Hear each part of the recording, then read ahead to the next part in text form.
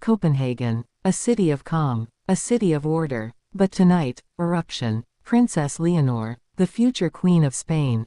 The Prince of Denmark. Two paths collide. Two thrones tremble. The world watches. Copenhagen had seen royal visits before. Kings and queens had walked its cobbled streets, foreign dignitaries had dined beneath its chandeliers. But nothing compared to the moment Her Royal Highness, Princess Leonor of Spain, stepped onto Danish soil. Her arrival was not simply a ceremonial gesture. It was the intersection of two monarchies. Two nations. Two young royals whose destinies had long been whispered about, now suddenly, publicly intertwined. The Danish capital, usually composed and restrained, seemed to vibrate with anticipation. Crowds lined the streets, waving both Spanish and Danish flags. Cameras flashed like lightning storms. Mothers lifted their children onto shoulders just to glimpse her. Men and women leaned from balconies, phones in hand, recording history in motion. Why such an eruption? Why did the arrival of one princess cause such frenzy? The answer lay not only in Leonor's title but in her presence. At 18, the crown princess of Spain carried herself with poise that belied her years. She was both regal and approachable, a symbol of Spain's continuity and its modern spirit. And yet, on this day, it wasn't simply her presence that commanded attention. It was who awaited her, His Royal Highness, the Prince of Denmark. Young, tall, composed.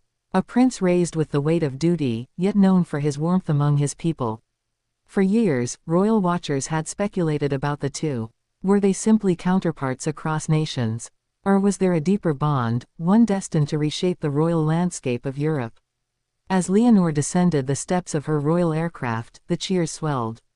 She wore a gown of midnight blue, subtle yet dazzling, chosen carefully to honor the Danish tradition of understated elegance. Every camera, every eye, was fixed on her. But then, just beyond the official line of dignitaries, stood the prince. Their eyes met, and in that instant, the eruption of Copenhagen became more than noise. It became a story of love, legacy, and perhaps, destiny. The handshake was expected, the smile, rehearsed. But what no one predicted was the unspoken electricity. Their hands lingered longer than protocol allowed. Their smiles deepened into something undeniably human, undeniably personal. The crowd saw it. The cameras caught it. And in living rooms across Europe, people leaned closer to their screens. Something was happening. Something real. Was this merely friendship, born of duty? Or the spark of a royal love story that had been waiting to ignite? The motorcade swept them through the city, past the Royal Danish Theatre, past the harbor where ships flew banners in their honor. Inside the car, away from the flashbulbs, they spoke in hushed tones. Witnesses later recalled glimpses of laughter, of Leonor leaning ever so slightly toward him, of the prince answering with gestures that were soft, almost protective. Royal households are built on protocol. Every movement is calculated, every appearance designed. And yet, what unfolded that evening seemed untouched by rehearsed choreography. At the banquet hosted in Amalienborg Palace, Queen Margrethe raised her glass in a toast. She spoke of unity, of friendship between Spain and Denmark, of the promise of a shared future. The words were diplomatic, but the glances exchanged between Leonor and the prince carried weight that no speech could conceal. Here, the first curiosity loop tightened. Was this simply a diplomatic gesture, a strengthening of bonds between two nations? Or were we witnessing the first chapter of something far more personal, an alliance of hearts? As well as thrones, history tells us royal marriages are rarely accidents. They are negotiations, alliances, strategies woven through centuries. Yet history also tells us that some of the greatest monarchs dared to love as well as rule. Could Leonor, raised in the shadow of her father King Philippe's strict devotion to crown and country, be willing to embrace both? The whispers grew louder as the evening progressed. Courtiers noted how the prince pulled out her chair with care uncommon in official settings. Musicians, tuning between pieces, saw the way their conversations drowned out the grandeur around them. And when they danced, when they danced, the palace itself seemed to hold its breath. The waltz was slow, graceful, timeless. His hand at her back, her gaze locked on his. Cameras captured the moment, and within minutes, images spread like wildfire across Europe's media landscape. Headlines proclaimed it a fairy tale unfolding before their eyes.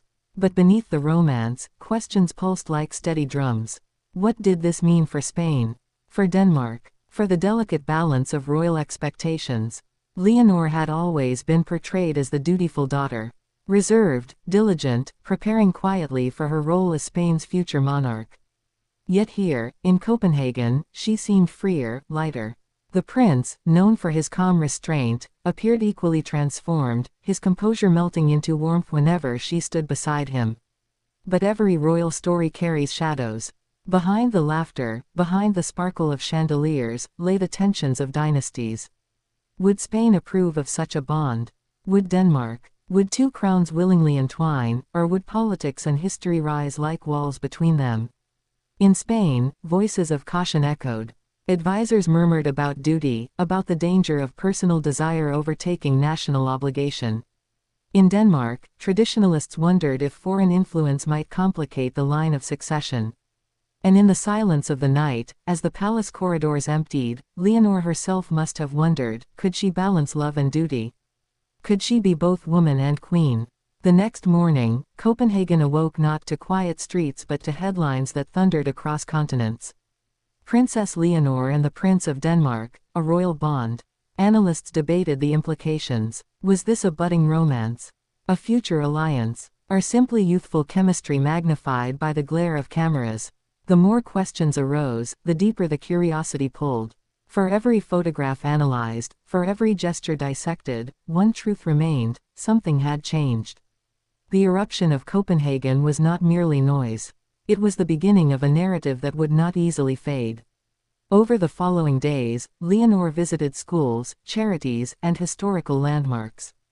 The prince was by her side often, not always officially, but enough for observers to take note. They were seen laughing with children, bowing their heads in solemn remembrance at war memorials, and even sharing quiet conversations during walks in the palace gardens. Each appearance layered more questions upon the last. Were they rehearsing the roles of monarchs to be? Or were they, beneath the titles and traditions, simply two young people discovering each other in real time? And so the story deepens. The eruption of Copenhagen is not an ending but a beginning. The eyes of Europe remain fixed on these two young royals, wondering if destiny has drawn them together for more than diplomacy. For love, for unity, for a new chapter in royal history. The eruption has only just begun.